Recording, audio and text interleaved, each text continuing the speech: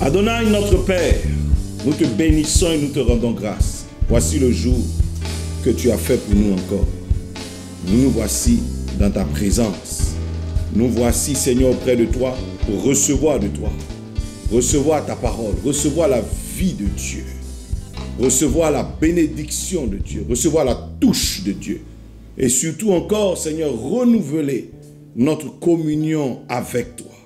Merci de nous remplir à nouveau par ton esprit, de nous revêtir de la puissance du Saint-Esprit en ce jour de la Pentecôte. Père, nous te bénissons pour tout ce que tu as accompli jusqu'à ce jour, en faveur de l'humanité, en faveur, Seigneur, de ton Église. Maintenant, bénis-nous ce jour encore par ta parole, au nom de Jésus. Amen.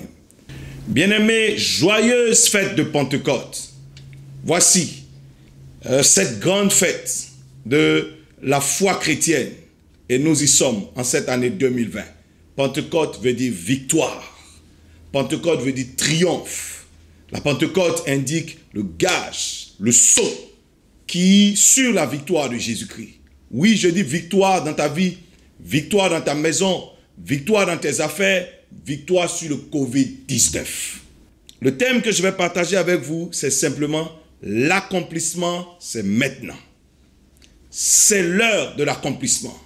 L'heure de la honte, l'heure des échecs est passée. Je prophétise ainsi avec vous.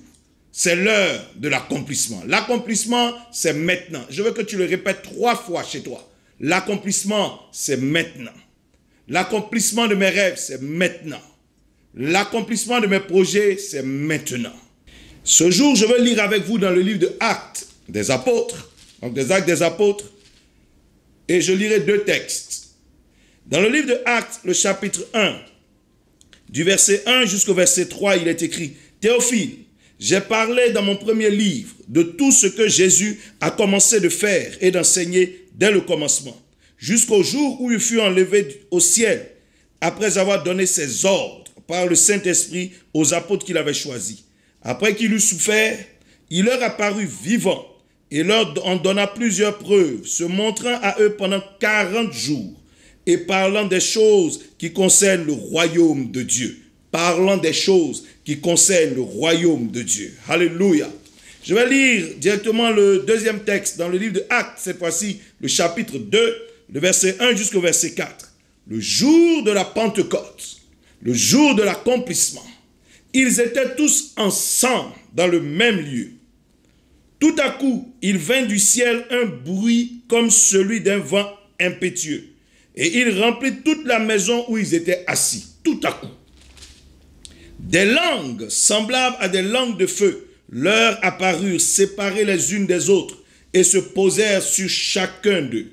Et ils furent tous remplis du Saint-Esprit et se mirent à parler en d'autres langues, selon que l'Esprit leur donnait de s'exprimer. Oh, quel bonheur quand je lis ce texte. Quel bonheur quand je pense que c'est ainsi que l'Église de Jésus-Christ est née sur terre. Oui, dans le temps apostolique, le temps des apôtres. Après la mort de Jésus-Christ et la résurrection puissante à la Pâque, il y a eu les 40 jours et ensuite l'ascension et les 10 jours dans la chambre haute qui ont été suivis de la descente du Saint-Esprit. Cette promesse qui avait été faite aux apôtres, cette promesse que Jésus-Christ avait annoncée, venait de s'accomplir. Je bénis le nom du Seigneur pour ta vie, toi qui m'entends. Que la puissance qui a permis à ce jour d'être et d'exister, qui a permis à cette promesse de se réaliser, que cette même puissance repose sur toi. L'accomplissement, c'est maintenant. Bien-aimé, Dieu a voulu que la vie de l'homme soit heureuse, remplie de joie. L'ennemi a travaillé à ce que ta vie soit malheureuse. Mais la main du Seigneur est encore là pour que cette position du diable soit toujours une position d'échec. Ta vie ne sera pas malheureuse. Mais parmi toutes les joies que Dieu a voulu que l'homme ait, il y en a 2 qui vont m'intéresser en ce jour. La première, c'est la joie d'avoir un rêve. La joie d'avoir un projet. Vous savez, quand vous avez un rêve, un grand rêve, ce rêve vous passionne. Ce rêve vous motive, ce rêve vous excite. la joie même d'avoir un rêve, la joie d'avoir une promesse de la part de l'Éternel, la joie que quelqu'un communique à votre âme, à votre cœur, en vous faisant une belle promesse, une grande promesse. Quand une femme entend un homme lui dire « Je promets de te marier », est-ce que je peux te demander en mariage aujourd'hui? Voyez la joie qui naît dans votre cœur. Lorsque vous sentez cela, lorsque quelqu'un vous dit « Je promets de t'embaucher », je promets de te faire un apport financier de tels milliers de dollars. Vous imaginez la joie que vous avez quand vous entendez cela. Une promesse produit toujours de la joie dans le cœur. Et on est heureux de voir une personne nous promettre quelque chose que nous avons cherché depuis longtemps. Et puis, on se rend compte qu'il y a une deuxième joie, mais qui est plus grande que la première. La joie de l'accomplissement.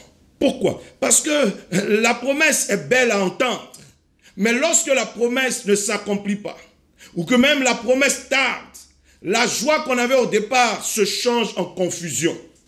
Quand la promesse ne s'accomplit pas, la joie qu'on avait au départ se change en quoi? En frustration même. Quand la promesse qu'on avait au départ ne s'accomplit pas tôt, ne s'accomplit pas comme on avait espéré, alors l'amertume remplace la joie qu'on avait lors de la promesse. La plus grande des joies, c'est la joie de l'accomplissement. On est heureux surtout le jour où on se rend compte que son rêve se réalise, où on se rend compte que sa promesse s'accomplit. Bien-aimé, je prie que tu aies non seulement la joie d'un rêve, mais surtout la joie de voir tes rêves se réaliser. Nous nous rappelons de Anne lorsqu'elle priait. J'aime bien cette femme. Vous vous rendrez compte que je la cite beaucoup dans mes messages. Anne, lorsqu'elle priait, la Bible dit, le jour où elle prie, le sacrificateur la bénit en lui disant que l'Éternel exauce la prière que tu lui as adressée. Waouh! Anne ressort justement de la maison de Dieu et la Bible dit, elle était joyeuse. Elle mangea, elle but, elle était dans la joie. Mais c'était la joie de la promesse. Anne avait foi en cette promesse et déjà, elle manifestait les signes de joie qui traduisent sa foi. Mais imaginez-vous si elle était déjà heureuse avant même de tomber enceinte. Quel bonheur Anne a eu le jour où elle a vu qu'elle était enceinte et surtout le jour où elle portait son bébé entre ses mains. La joie de l'accomplissement est préférable à la joie du rêve. Oh, je bénis le nom du Seigneur de ce qu'il a étendu sa main sur nous. De même que sa promesse s'est réalisée sur ses apôtres, je déclare dans le nom de Jésus à cette Pentecôte que la puissance de l'accomplissement t'accompagne. Tu ne te contenteras pas de rêver. Tu ne te contenteras pas d'espérer. Mais tu saisiras entre tes mains l'accomplissement. Oui, c'est triste de marcher avec des gens qui promettent et qui n'accomplissent jamais leurs promesses. Oui, ça blesse de promettre à un enfant un cadeau. Au cas où tu travailles bien, au cas où tu es premier à l'école, au cas où tu as telle moyenne, au cas où tu passes en classe supérieure, si tu réussis à tes examens, je ferai ceci, je te promets cela. Il faut accomplir ta promesse. C'est triste quand tu promets, par exemple, quelque chose à une femme, à ton épouse, à une dame. Je te promets. Il faut accomplir ta promesse. Certains ont promis à une dame de l'épouser, ça fait au moins 30 ans. Pas de mariage. Pas d'accomplissement. Il y a toujours une raison. Je prie que cet esprit qui est entre vous soit vaincu.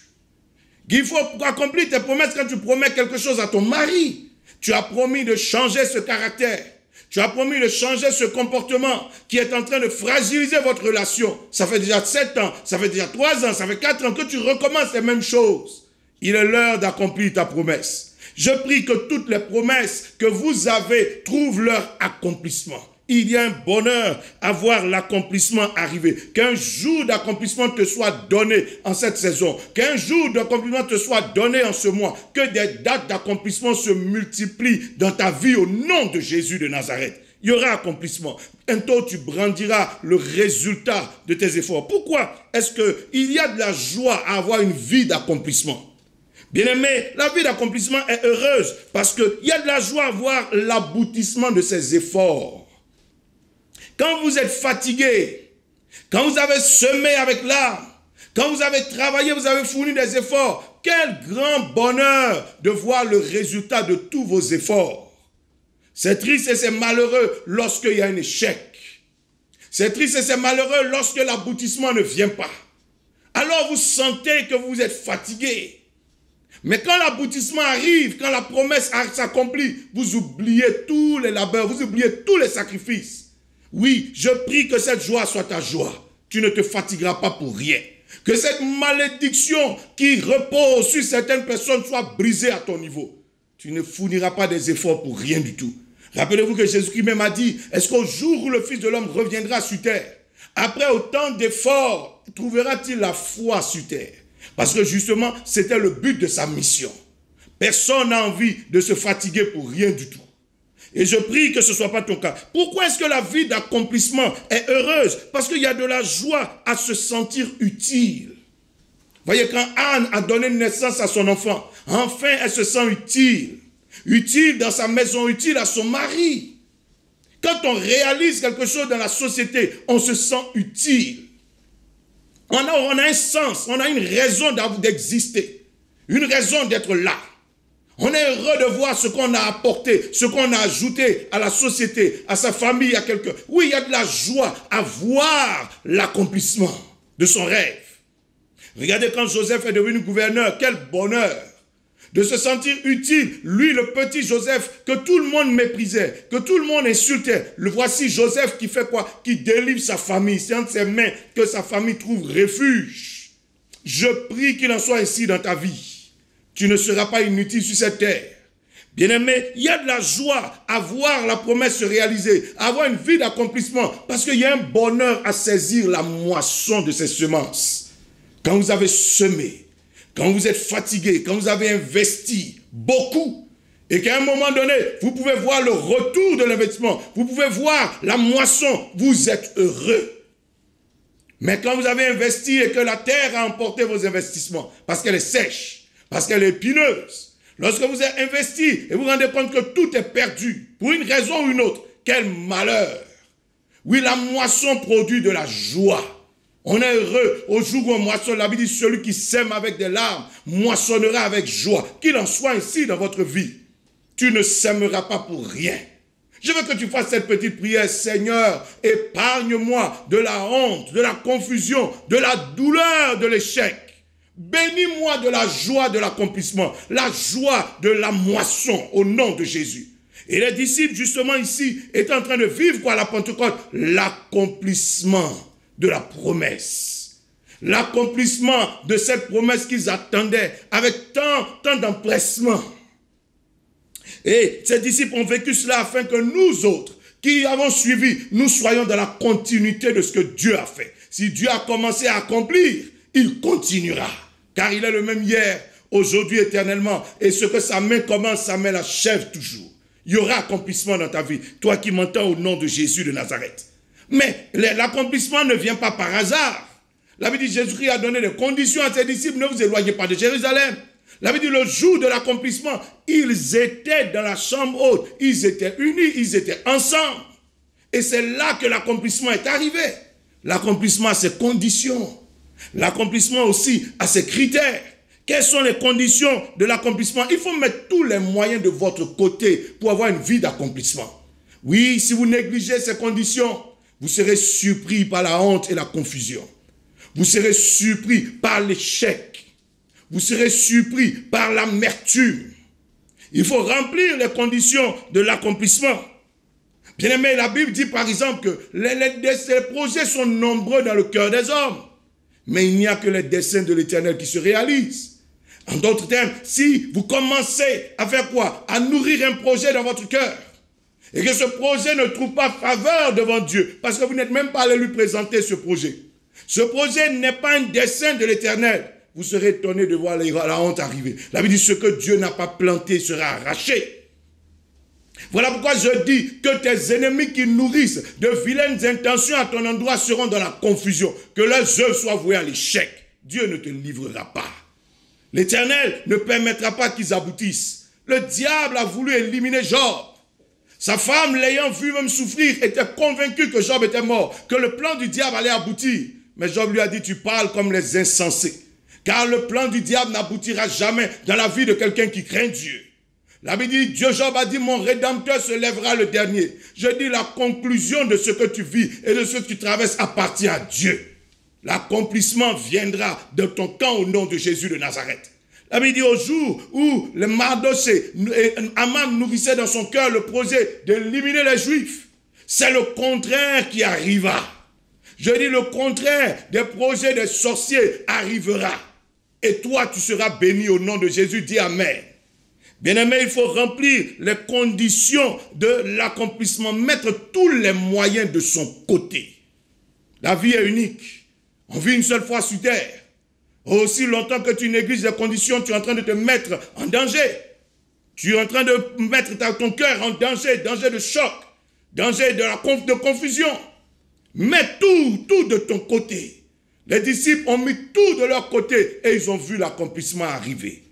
Ils ont vu l'aboutissement de leurs efforts, de leur patience. Bien-aimé, par exemple, il faut savoir que le bonheur appartient au plus fort. Oui, c'est comme ça que Dieu a fait la création. Le bonheur appartient au plus fort. Au temps où Jacob et Ésaü étaient dans le sein de leur mère, Rebecca. La Bible dit, un homme a dit que Rebecca est allée consulter l'Éternel. Qu'est-ce qu'elle a entendu? Un de ses peuples sera plus fort que l'autre. Et celui qui est devenu plus fort, c'était Jacob. Et justement, c'est lui qui sera plus heureux, plus béni. L'aboutissement, l'accomplissement, le bonheur appartient au plus fort. Les plus faibles seront toujours les plus malheureux. Quand tu es le plus faible intellectuellement, tu te retrouves à la queue. Quand tu es le plus faible au niveau spirituel, c'est toi qui es vaincu. C'est toi qu'on élimine. Voilà pourquoi la Bible dit, l'esprit qui est en toi doit être plus fort que celui qui est dans le monde. Quand tu es plus faible au niveau des relations, le plus faible au niveau des moyens financiers, mais tu n'aboutis pas. Tu as un rêve, mais il te faut des moyens financiers pour le réaliser, mais tu es faible financièrement. Alors ce rêve n'arrive pas. Ce rêve ne vient pas à l'accomplissement. Jamais tu ne vois le jour de la réalisation de ce rêve parce que tu es faible financièrement. Quand tu es faible, c'est toi qu'on effraie. J'ai vu des gens initier un projet, mais étant tellement faibles, quelqu'un leur a arraché le projet, quelqu'un a volé le projet. Mais ils sont faibles et ils n'ont pas pu. Rappelez-vous Joseph, il avait eu de grands rêves, mais il s'est retrouvé à un moment donné en difficulté avec la femme de Potiphar. Joseph avait raison, mais la femme de Potiphar était plus forte que lui. Joseph étant faible en termes de relations, Joseph s'est retrouvé en prison.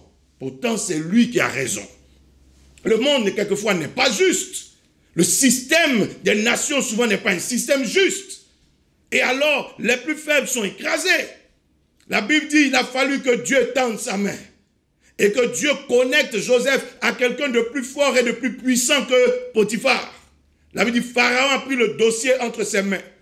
Et lorsque Pharaon a écouté Joseph et il a vu sa sagesse, il a libéré Joseph de la prison. Je déclare, tu seras délivré des mains qui se sont abattues sur toi injustement. Que l'Éternel te libère. Il te connectera à la puissance. Oui, l'accomplissement appartient à ceux qui sont forts. Si vous demeurez dans la faiblesse, vous ne verrez pas d'accomplissement arriver. Qu'est-ce que je veux dire par là? Bien-aimés, Ésaü et Jacob. Ésaü était dans le camp des faibles. Ça n'a pas marché. Jacob s'est retrouvé dans le camp des forts, ceux qui étaient forts au niveau de la révélation, qui avaient une révélation précise, un discernement précis. Rebecca était plus précise, elle voyait les choses, elle voyait mieux que son mari Isaac. Donc ils étaient les plus forts spirituellement. Ils ont triomphé et c'est eux qui ont été heureux. Dans le camp de l'autre, la Bible dit, Isaac a été choqué, violente émotion, Ésaü a pleuré. Pourquoi? Faible. Je prie que tu ne sois pas dans le camp des faibles. Bien-aimé, il te faut donc être dans le camp des forts, le camp des puissants. Si tu veux voir l'accomplissement et le bonheur de l'accomplissement dans ta vie, tu ne peux pas marcher dans le camp des faibles et croire que tu vas triompher. Qu'est-ce que j'appelle ici le camp des forts? Regardez un peu comment est-ce que les disciples ont vécu l'accomplissement. Ils étaient dans le camp de Jésus. Ils étaient dans le camp du Très-Haut. Quand Christ est de ton côté, quand Dieu est de ton côté, tu es dans le camp des forts, tu es dans le camp des puissants. Ne te mets pas du côté de la faiblesse, du côté du diable. C'est le plus faible dans cette affaire.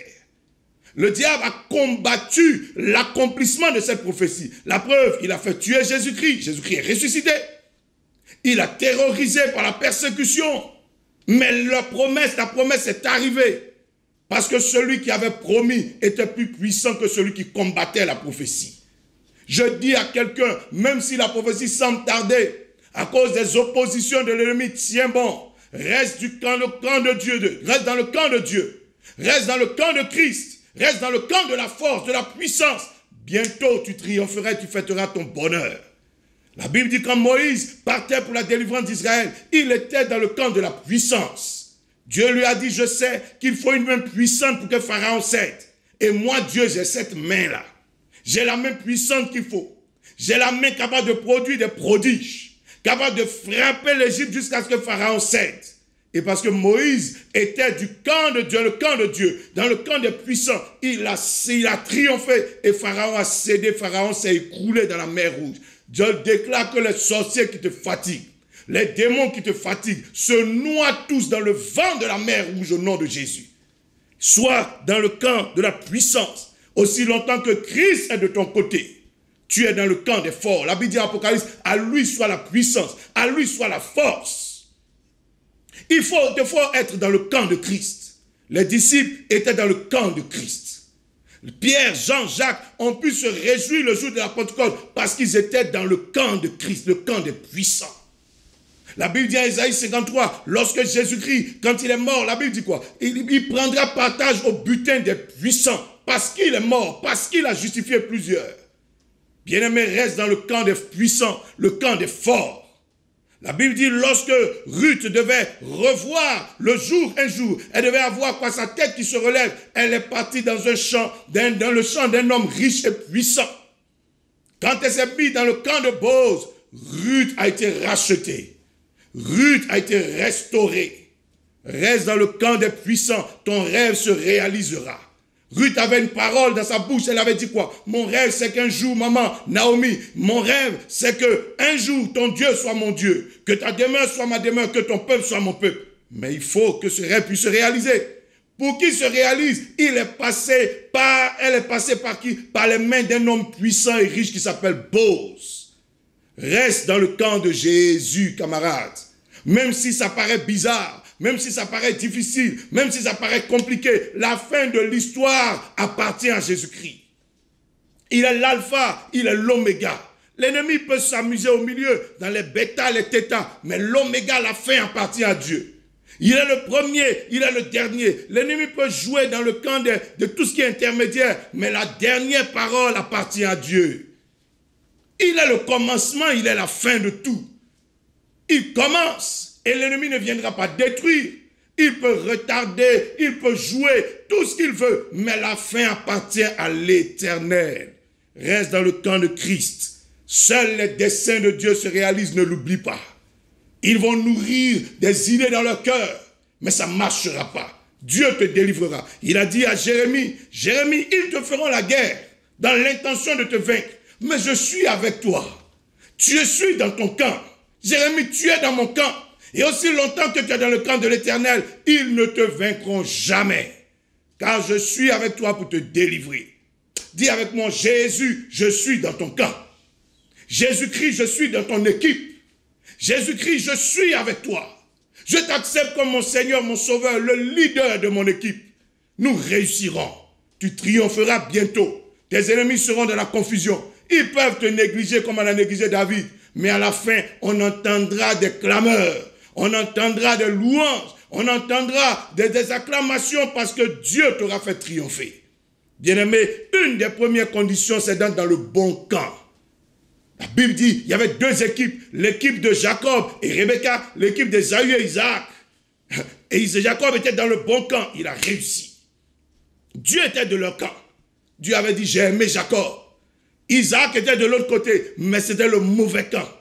Ils ont échoué. Et je dis à quelqu'un, ils ont échoué une fois, ils vont échouer deux fois, ils vont échouer trois fois, car l'Éternel est avec toi. Reste dans le bon camp. Job a été éprouvé en étant dans le camp de Dieu. Il a connu la mort de ses fils. Il a connu la destruction de ses affaires. Il a connu même la mort, l'a approché lui-même par la maladie.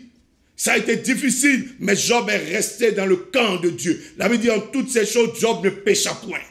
Il savait qu'être avec Dieu était le bon camp. C'était le camp de la fin, le camp de la victoire finale. Regardez, quand vous regardez un match de football, vous participez à un match, ça peut commencer. J'ai assisté souvent à des matchs comme ça, où une équipe est en train de mener l'autre. 3-0 dès la première mi-temps. Et ça continue comme ça. Et dans les dernières minutes, l'équipe menée réussit à marquer 4 buts d'affilée. On s'en fout du déroulement. C'est la fin qui compte. Et quand on regarde sur le tableau des scores, l'équipe qui a été vaincue comme ça jusqu'à la 80e minute, cette équipe finalement à 4 et l'autre équipe qui a mené jusqu'à cette minute-là à 3. Le match est fini. Je dis à quelqu'un, le match va finir dans ton camp. La coupe te reviendra. Dis Amen. Première chose, être dans le bon camp et j'insiste sur ça. La deuxième chose, la Bible dit quoi? Jésus-Christ parlait à ses disciples des choses du royaume. Vous savez, vous ne pouvez pas voir l'accomplissement dans votre vie si les choses du royaume de Dieu ne vous intéressent pas. Jésus-Christ ne leur parlait pas de leur mariage, il ne leur parlait pas de leur voyage, il ne leur parlait pas de leur maison, mais il a commencé à leur parler des choses du royaume. Ça commence par là. Si les choses du royaume de Dieu ne t'intéressent pas, Dieu ne sera pas intéressé par ton cas non plus. Il leur parlait des choses du royaume de Dieu. Eux, ils ont commencé à parler à un moment donné des choses de leur royaume d'Israël. Jésus a dit, laissez tomber ça pour l'heure. Ça va venir. Mais la priorité, c'est les choses du royaume de Dieu. Et si les choses du royaume sont en avant, le reste viendra. Cherchez premièrement le royaume de Dieu et sa justice, et le reste vous sera donné par-dessus tout. Le problème souvent, c'est que nous sommes plus intéressés par les choses de la terre, les choses de notre commun, les choses ordinaires des hommes. Et nous laissons tomber les choses de Dieu. Bien-aimé, toi qui m'entends, dis-moi, quel projet as-tu ou qu'es-tu en train de faire pour le royaume des cieux? Des fois, les choses du royaume ne t'intéressent pas. Et pourtant, c'est là que se trouvent les intérêts de celui que tu sollicites pour l'accomplissement de tes rêves. Joseph était intéressé par les choses de son père, il a vécu l'accomplissement. Les frères n'étaient pas intéressés, ils n'ont rien vu dans leur vie. Les choses du royaume doivent t'intéresser. Jésus leur parlait des choses du royaume en vue de les préparer à l'heure de l'accomplissement. Quand ils se sont intéressés aux choses du royaume, l'accomplissement est arrivé. Ils avaient certainement des besoins. Les 120 dans la chambre n'avaient pas les mêmes inquiétudes, ni les mêmes problèmes. Ils avaient des besoins, mais ils ont laissé tomber tout ça. S'occupant d'abord des choses du royaume, le reste est venu après. Bien-aimé, la troisième condition importante, s'ils sont allés dans la chambre haute après avoir quitté Jésus-Christ, alors que Jérusalem et cette chambre haute étaient un lieu, c'était des endroits à risque, puisque Jésus lui-même, c'est de la chambre haute qu'il est sorti et qu'il allait mourir. Qui aurait voulu aller là-bas? Mais ils sont allés pourquoi? Ils ont eu la foi. Ils ont cru en la protection de l'Éternel. Ils ont cru au jour de l'accomplissement. Imaginez-vous, Jésus-Christ n'est plus là. Normalement, ils n'ont plus, je vais dire, de matière. Au niveau naturel, on ne voit plus Christ. Il n'est plus là, il est parti. On s'accroche à quoi? Mais ils se sont accrochés à la parole qu'ils ont entendue. Ils se sont accrochés au fait que Dieu parlait, il accomplit toujours ce qu'il dit. Même si ça tarde, ça arrive toujours. Ils ont cru. Oui, la foi est un moyen d'accomplissement sûr. Si vous ne croyez pas, vous ne verrez pas l'accomplissement. Ceux qui ne croient pas s'éloignent de leur Jérusalem. S'éloignent de leur chambre haute. S'éloignent de l'endroit, de la maison, de l'exaucement. Quand tu crois, cette foi te rapproche des choses qu'il te faut. Cette foi te rapproche de la maison de Dieu. Cette foi te rapproche de la maison d'accomplissement. Naturellement, si tu crois, tu prendras la direction que ta foi dans laquelle ta foi te conduit. Il te faut croire pour voir l'accomplissement. Regardez Moïse. Moïse voulait voir le départ des enfants d'Israël, mais rapidement, les enfants d'Israël pensaient que tout allait être facile. Ils sont arrivés devant la mer Rouge. Pharaon est derrière. La mer devant. On fait comment? Pour qu'il y ait accomplissement, il fallait croire que la puissance de Dieu était capable de diviser la mer. Il y aura accomplissement dans ta vie si tu marches par la foi. Si tu commences à raisonner, tu commences à douter, tu ne verras pas les choses venir. Le peuple qui a douté a vu de loin la terre d'accomplissement, mais ils ne sont jamais entrés dans cette terre. Que ça ne t'arrive pas. Que ça ne t'arrive pas. Dans le nom de Jésus de Nazareth. Quelqu'un dit avec moi, je crois et je crois. Quels que soient les vents, quelles que soient les perturbations, quel que soit l'environnement diabolique qui est autour de toi, crois.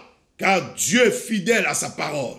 La quatrième condition de la vie d'accomplissement, la Bible dit quoi? Ils s'accordèrent. Tous un commun accord, tous ensemble. Ils s'accordèrent. En d'autres termes, qu'est-ce qu'ils ont fait? Ils ont vaincu les barrières diaboliques qui pouvaient s'opposer à l'exaucement. Vous connaissez ce verset qui dit, si 2 ou 3 s'accordent en mon nom, et qu'ils demandent une chose en mon nom, si 2 ou 3 simplement arrivent à s'accorder, je me tiens au milieu d'eux, j'exaucerai leur prière. Bien-aimés, il fallait des dispositions pour voir l'accomplissement arriver. Vous imaginez des fois, vous avez une famille de 7 personnes, vous n'arrivez même pas à vous accorder. Souvent même vous êtes simplement deux conjoints, monsieur, madame, vous n'arrivez même pas à vous accorder. Souvent tu n'as que 4 ou 5 enfants qui n'arrivent même pas à s'accorder. Imagine-toi 120 personnes de différents rangs au niveau social, différentes classes d'âge, différents au niveau des sexes. 120 personnes qui n'étaient pas forcément les mêmes, qui ont leurs différences au niveau des préoccupations. Mais 120 personnes ont réussi à s'accorder. Quelle victoire sur les barrières de division! Quelle victoire sur les ruses d'incompréhension! Quelle victoire sur toutes ces divisions que l'ennemi essaye de provoquer! 120, ils ont triomphé. Ils ont vaincu les barrières que l'ennemi est en train de mettre en place comme des ruses, comme des pièges. Le diable pensait que de toute façon, j'arriverai certainement à créer une division. J'arriverai à créer un problème. Je vais empêcher l'accomplissement. Je vais empêcher l'exaucement. Mais pendant 10 jours, ils sont restés sans palabres. Ils sont restés sans colère. Ils sont restés sans tomber dans ces choses basses. Ils sont restés dans les hauteurs, spirituellement dans la chambre haute. Ils sont restés dans les conditions de l'alliance, les conditions de l'accomplissement. Et ils ont vu l'accomplissement arriver. Bien-aimé, il faut des accords. D'abord en toi-même. Et ensuite, accord avec ceux qui sont autour de toi. Des fois, vous vous rendez compte qu'il n'y a même pas d'accord entre vous. Vous priez ensemble, mais pas d'accord entre vous. Il y a un qui a des idées bizarres sur l'autre. Il y a un qui doute de l'autre. Il y a un même qui pose, qui se demande, mais celui-là, il prie comment? Pourquoi il parle comme ça? Celui-là, pourquoi il fait ça? Et toutes ces choses nous éloignent les uns des autres. Oui, nous sommes différents membres, mais c'est le même corps. En nous unissant, nous aurons la victoire. Il fallait être accordé pour avoir la victoire et ils ont triomphé. Bien-aimé, je prie que tu arrives à te mettre dans les conditions de l'accomplissement. 2 valent mieux qu'un. La Bible dit, une petite veuve du nom de Ruth et une vieille veuve du nom de Naomi, 2 femmes veuves, pauvres les 2, mais elles ont réussi à s'accorder. Et en s'accordant, elles sont sorties victorieuses de la sécheresse, victorieuses de la mort, victorieuses des ruses de l'ennemi. Elles sont redevenues joyeuses, heureuses, bénies, parce qu'elles ont réussi à s'accorder. Quand 2 ou 3 s'accordent, l'Esprit de Dieu est là. Oui, monsieur, madame, les rêves sont nombreux, les projets sont nombreux, mais il faut des accords. Accordez-vous. Laissez tomber ce qui vous divise. Laissez tomber ce qui vous sépare les uns des autres.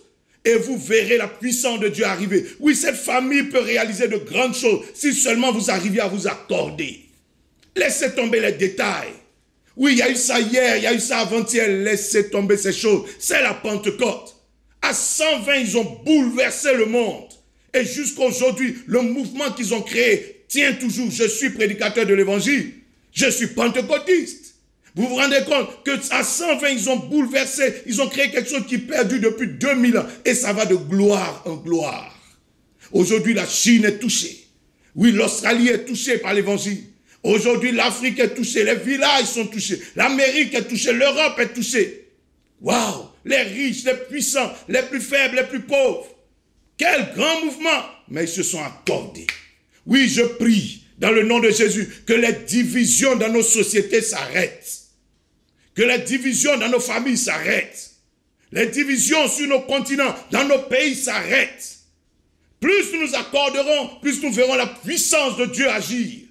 Parce qu'ils étaient accordés à 120, la Bible dit le ciel a tremblé, la terre a tremblé, le ciel s'est ouvert, un vent impétueux est venu les rejoindre. Dieu aime les accords, il aime l'unité. Église, brisons nos barrières de division et rentrons dans les accords que le Père nous a demandé d'avoir. Aussi longtemps que nous serons accordés, le diable va trembler. Nous dominerons les puissances de l'ennemi si nous accordons. Abraham et son fils Isaac se sont accordés sur la foi. Abraham, mon fils Isaac, je suis Abraham, je lèverai le couteau.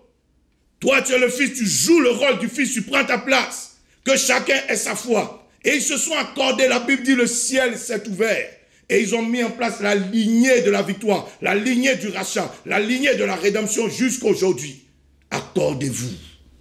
Il est l'heure de laisser tomber ces choses. Il y aura toujours des différences. Il y aura toujours différentes opinions. On n'est pas obligé de faire la guerre. Accordons-nous sur l'essentiel. Christ est l'essentiel. Le salut est l'essentiel. La puissance de Dieu qui parcourt les nations pour gagner des âmes, c'est l'essentiel. La mission qui nous a été donnée, aller jusqu'aux extrémités de la terre, gagner des âmes, c'est l'essentiel. Laissons tomber les désaccords. Bien-aimés, je prie que Dieu nous visite. Que Dieu visite votre histoire, que Dieu visite votre maison, que Dieu visite votre région, que Dieu visite votre pays. Bien-aimés, la cinquième condition qui a permis à ces gens d'avoir quoi? À ces personnes de voir leur prière être efficace après les accords. La cinquième condition, ils étaient disposés, prêts à témoigner de Christ. Ils étaient prêts à témoigner de Christ, à participer à la gloire de Dieu. Ils n'étaient pas dans cette chambre haute juste pour s'amuser. Ils n'étaient pas venus au culte juste après pour que chacun aille faire ce qu'il veut. Ils n'étaient pas venus au culte comme un temps de distraction. Ils n'étaient pas venus dans la présence de Dieu juste pour se rencontrer les uns les autres comme des clubs d'amis. Ils étaient venus comme une armée prête à aller combattre pour Christ. Combattre les nations en passant par Jérusalem, la Samarie, jusqu'aux extrémités de la terre. Ils étaient prêts à rendre témoignage. La preuve, quand le Saint-Esprit descend, aucun d'entre eux ne parle de ses problèmes. Aucun d'entre eux ne parle de ses besoins. Aucun d'entre eux ne parle d'autre chose. Ils parlaient tous de Christ. Ils rendaient témoignage de Jésus-Christ. Et c'est ce qui a permis à ce mouvement de tenir. Bien-aimés, vous verrez l'accomplissement quand vous êtes prêts à jouer votre rôle. Le Saint-Esprit qui est descendu sur vous, sa première mission, c'est de rendre témoignage de Jésus. Il viendra rendre témoignage de Christ.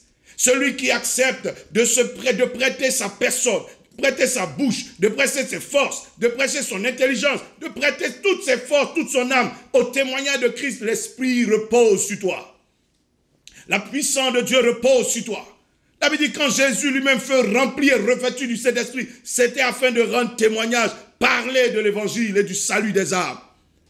Le problème aujourd'hui, c'est que chacun de nous veut prendre la puissance de Dieu et aller faire autre chose que le témoignage de Christ. Oui, quand tu seras sur le chemin du témoignage, la Bible dit alors tu auras des maisons pour rendre témoignage de Christ, tu auras des amis pour rendre témoignage de Christ, tu auras des biens pour rendre témoignage de Christ, tu auras des moyens pour rendre témoignage de Christ, tu auras des entreprises pour rendre témoignage de Christ. Mais la première chose, c'est rendre témoignage de Christ. Vous vous rappelez certainement de ces paroles que Jésus-Christ a données aux riches, au jeune homme riche. Il dit, va vendre tout ce que tu as. Débarrasse-toi de tout ce qui n'a rien à voir avec le royaume de Dieu. Et viens et suis-moi. Et ensuite, il dit aux disciples, quiconque aura fait ces choses et m'aura suivi, aura des biens, des maisons, des amis dans ce siècle. Et ensuite, il aura dans le siècle à venir la vie éternelle. Quiconque s'engage pour le témoignage de Christ verra des choses venir, mais uniquement pour rendre témoignage, uniquement pour donner la gloire à Dieu. Oh, Dieu dit que les hommes voient ici vos bonnes œuvres et qui donnent la gloire à votre Père qui est dans les cieux. Oui, Dieu te bénira, mais ton intention, corps, âme et esprit, dans tes nuits et dans tes journées, c'est de témoigner de Jésus-Christ. Oui, il me donne une bonne santé pour rendre témoignage. Il m'a guéri pour rendre témoignage. Il a agi dans la vie de mon voisin. Je rends témoignage de Christ, des œuvres de Jésus-Christ, afin que le royaume des cieux puisse s'étendre, afin que le royaume de Dieu puisse gagner les nations, afin que le royaume de Dieu puisse gagner les régions. Et quand ils sont prêts à cela, le ciel s'est ouvert. Quiconque se dispose pour rendre témoignage de Christ verra l'accomplissement arriver dans sa vie. Bien-aimé, la sixième condition, quand ça tardait, ce n'est pas le premier jour, dans la chambre haute qu'ils ont vu l'accomplissement venir. 1 jour, 2 jours, 3 jours, 6 jours, au 10e jour, parce que Christ n'avait pas fixé le nombre de jours. Il a dit dans peu de jours, mais personne ne sait ce que ça veut dire. Ils ont persévéré. L'accomplissement vient dans la vie de celui qui sait persévérer. Ça veut dire si la prophétie tarde, car ça peut tarder. Si l'accomplissement tarde, car ça peut tarder. La Bible dit elle marche, elle arrive, mais elle peut tarder à tes yeux. Attends-la, persévère, tiens-toi à ton poste, car la parole s'accomplira et elle s'accomplira certainement. Tu vois, celui qui sait persévérer aboutit toujours. Daniel pouvait avoir sa prière exaucée, mais il fallait qu'il persévère pendant 21 jours dans la prière, dans le jeûne et la prière. Le problème de certaines personnes, c'est que tu te décourages vite. L'accomplissement n'est pas pour ceux qui se découragent vite, qui abandonnent. On a dit c'est ceux qui sont forts, qui voient leur vie être heureuse. C'est ceux qui sont forts, qui voient leurs rêves se réaliser. Si tu manques de force et que tu te décourages à tout moment, tu ne verras rien. Dieu dit à Josué, en Josué chapitre 1, pendant que le monsieur s'est déjà battu pendant 40 ans aux côtés de son père spirituel Moïse pour espérer voir cette promesse se réaliser. 40 ans d'échec. Dieu lui dit, prends courage encore. Fortifie-toi. Après 40 ans d'échec, waouh, on a tous envie d'abandonner. Après 4 ans déjà, on abandonne. 5 ans, on abandonne. Après 40 ans d'échec, Dieu lui dit, fortifie-toi et prends courage. Car nous sommes sur le point d'aboutir. Et il avait dit, en 30 ans de guerre, ils ont pris possession de Canaan. Ça fait 70 ans. Et Josué a vu son grand rêve se réaliser, car il a persévéré. C'est le secret de ceux qui voient leur rêve se réaliser. Joseph a rêvé à 17 ans. Ce n'est qu'à 30 ans que son rêve s'est réalisé. David a été oint à 17 ans par Samuel dans la brousse. C'est à 30 ans qu'il a pris contrôle du trône. Vous avez besoin de rêver et surtout de persévérer. Ça peut passer par des géants, par des Goliaths, par des lions, mais vous triompherez. Bien-aimés, ensuite, et le 7e et le dernier point, ils étaient prêts à faire face aux risques de l'accomplissement. À tous les risques, à toutes les attaques, ils étaient prêts. Oui, quand ils ont commencé, ça a bien marché. Ils ont vu alors tout le monde, 3000 personnes croire.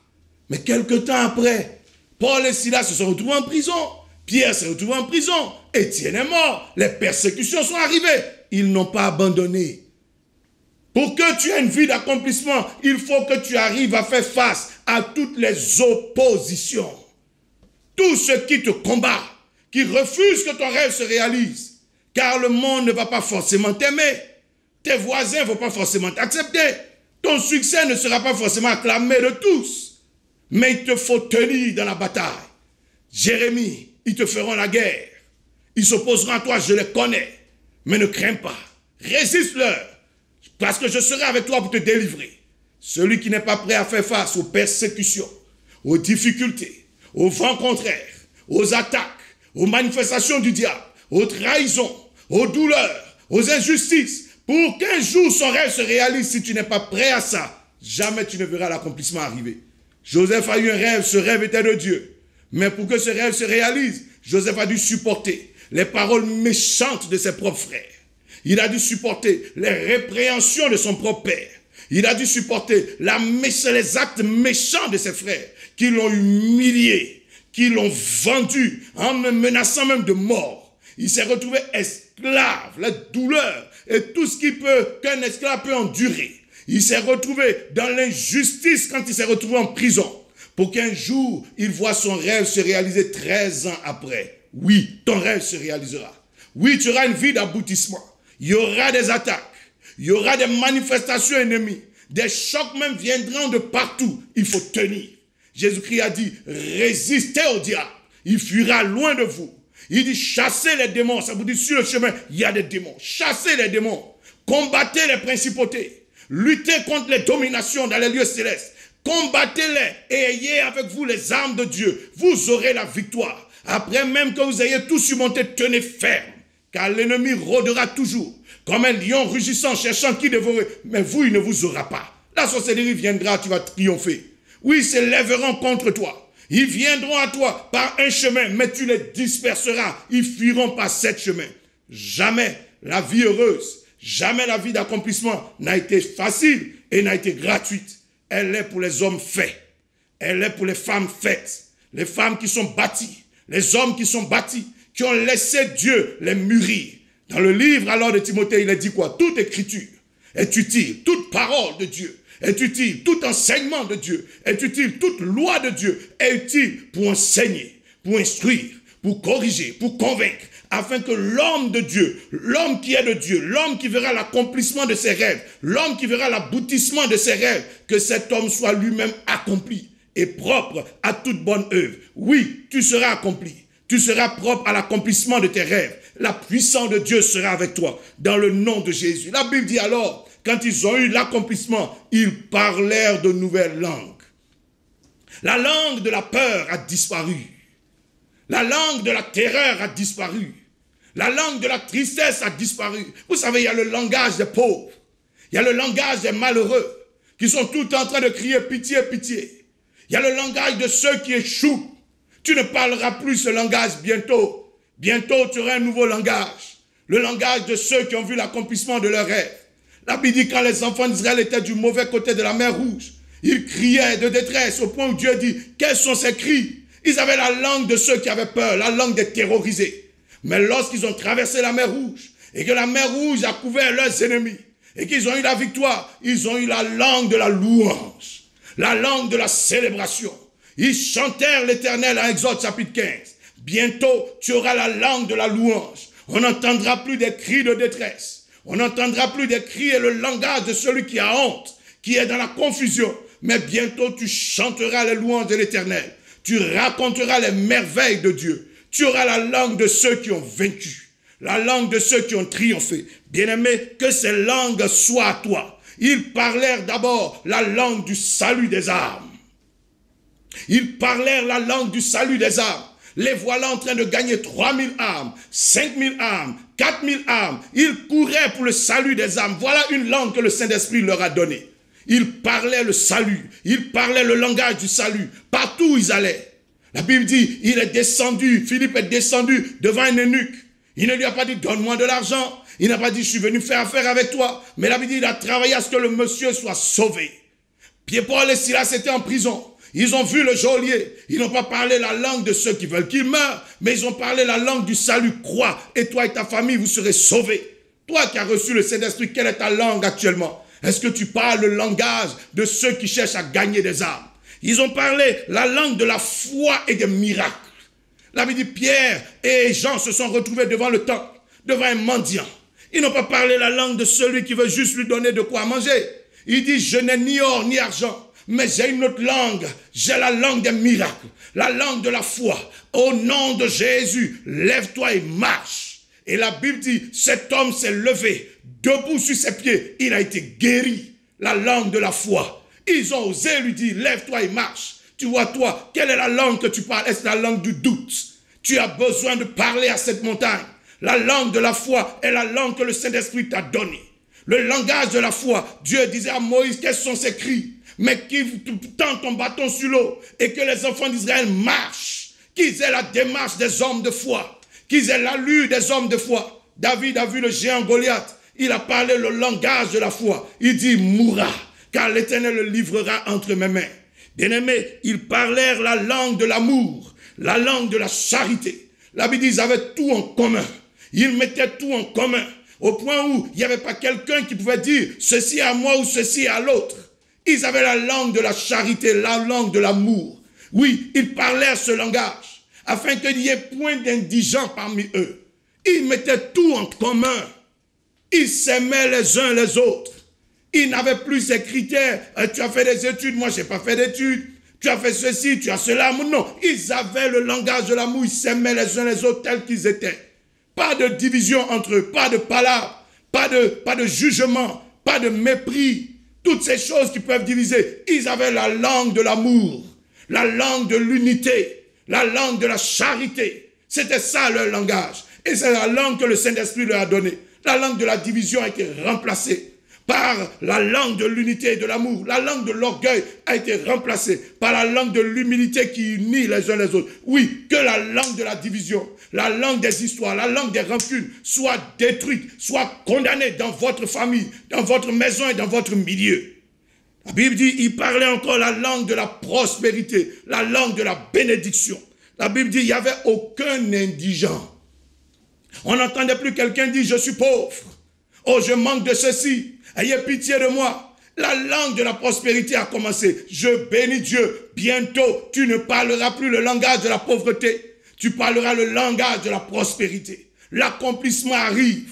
L'accomplissement arrive. La Bible dit, la prospérité a accompagné Joseph. Oui, celui qui veut voir quand Dieu libère sur ta vie une puissance d'accomplissement, la prospérité t'accompagne. Les moyens doivent accompagner forcément un rêve.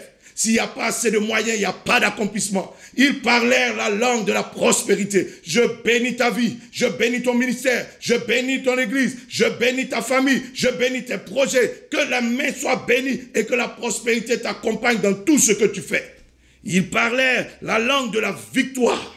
Paul et Silas étaient en prison. On s'attendait à ce qu'ils pleurent. On s'attendait à ce qu'ils soient battus, car on les avait roués de coups. Mais la Bible dit, vers le milieu de la nuit, on entendait leurs prières et leurs louanges. Comme s'ils avaient une victoire. Ils parlaient la langue de la victoire. Et la Bible dit, pendant qu'ils étaient en train de louer, ils étaient en train de célébrer leur Dieu. On les entendait partout dans la prison. Pas comme des gens abattus, pas comme des gens dans la détresse. La Bible dit, les fondements de la prison ont tremblé. Et finalement, ceux qui les gardaient, le geôlier qui semblait être le premier vainqueur, est tombé lui-même. Et c'est eux qui l'ont sauvé. Je suis en train de dire à quelqu'un, la victoire est dans ton camp. Tu ne parleras plus la langue de ceux qui sont vaincus. Tu ne parleras plus la langue de la confusion de ceux qui ont échoué. Mais que la victoire soit ton avantage. Bientôt, tu raconteras tes exploits. Car la puissance de Dieu est avec toi. Tu vaincras tes adversités. Tu vaincras tes murailles. Tu vaincras tes sorciers. Tu vaincras les forteresses et tu accompliras ton rêve. Bien-aimé, ils parlaient la langue du succès. Ils réussissaient car l'église croissait. L'église avançait. Leur projet avançait. L'église gagnait en nombre. Au point où à un moment donné, ils étaient obligés d'établir des diacres pour vaquer à certaines occupations. L'église avançait, c'était leur projet et le succès arrivait. Je proclame le succès dans ta vie. Il y aura une croissance dans tes activités, une croissance dans tes revenus. Il y aura une croissance dans tout ce que tu fais. Que l'échec soit remplacé par le succès. Oui, il y avait tellement de succès qu'ils étaient débordés. Ils ont dit, il nous faut forcément trouver des mains pour nous aider. Et ils ont établi Étienne, ils ont établi Philippe, ils ont trouvé d'autres personnes. Il fallait du monde parce que le succès était grand. Rappelez-vous de Pierre, quand il part à la pêche. Oui, au début, il parlait la langue de celui qui a échoué. J'ai pêché toute la nuit, je n'ai rien pris. Et Jésus lui a dit, repars, jette ton filet à droite, va en eau profonde, jette ton filet à droite. Il dit, suis ta parole, j'y vais. Et là, il prit du poisson en grande quantité, au point où il était obligé d'appeler ses amis pour venir l'aider à sortir le filet, car le filet était lourd. Oui, que cette bénédiction soit ta bénédiction. Le succès arrive. Le succès arrive. Le succès arrive. Tu réussiras au nom de Jésus. Ils parlèrent enfin la langue de la multiplication. Oui, les disciples ont vu l'église en train de se multiplier. Église à Corinthe, église à Éphèse, église chez les Hébreux. Ils ont vu la multiplication arriver parce que la puissance du Saint-Esprit travaille à multiplier les fruits, à multiplier les choses. Je prononce la multiplication dans ta vie, multiplication des opportunités, multiplication des grâces, multiplication du succès, multiplication des activités, multiplication de tout ce que tu es en train de faire. Aussi longtemps que tu es connecté aux intérêts du royaume, à Jésus-Christ, tu es connecté à la puissance de la Pentecôte, tu verras la gloire de Dieu multiplier ta vie. L'Éternel te bénira. La Bible dit, tu auras des maisons au centuple, tu auras des amis au centuple, tu auras des biens au centuple. L'Éternel multipliera tes entrées, tes sorties. Tu multiplieras tes possibilités. Il multipliera tes connexions puissantes. Recevez la bénédiction de Dieu. Recevez la bénédiction de Dieu. Que la puissance de Dieu te remplisse. Que la puissance de Dieu remplace toute autre puissance qui a travaillé contre toi. Que la puissance de Dieu vienne éteindre toute autre puissance qui criait dans ta vie. Le vent impétueux de l'esprit va rendre au silence, réduire au silence le vent de la sorcellerie, le vent des attaques, le vent des démons, le vent des puissants des ténèbres. Bientôt, tu verras la gloire de Dieu dans ta vie. Dis Amen, Amen, Amen, Amen, Amen, Amen et Amen. Très bonne fête de Pentecôte. Je vous aime. Soyez bénis, bénis. Shalom, shalom chez vous. Dieu vous garde.